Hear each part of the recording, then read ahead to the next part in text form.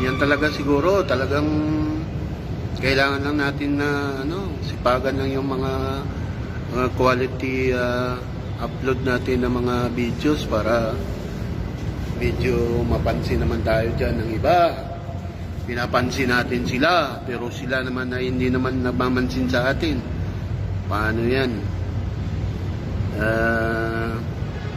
Parati naman ako binobviews ko naman yung mga content nila, pero bakit pagdating sa akin hindi man lang nila malike?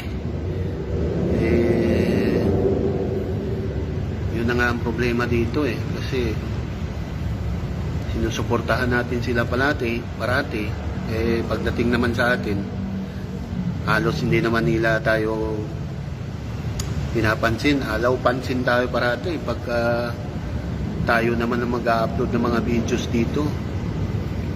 Sana naman kayong mga nasa mataas ng mga views dyan, pansinin din naman ninyo kami na mga nasa laylayan, kasi alam naman namin na hindi naman kayo nakarating dyan kung hindi kayo namin pinapansin, di ba? Binobviews namin kayo, nilalike namin yung mga video ninyo. Bakit pagdating sa amin hindi kayo makapag-video, hindi man lang kayo makapag-like? Yun ang problema dito sa atin porque maliliit na lang kami, hindi na ninyo mapapansin.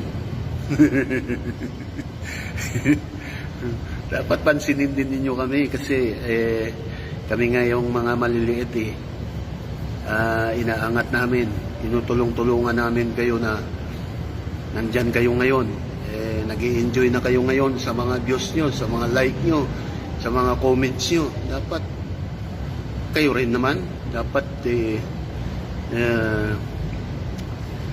lumingon naman kayo sa pinanggalingan ninyo, dahil naman kayo nanggaling din naman sa ganitong sitwasyon na aming pinagdaanan.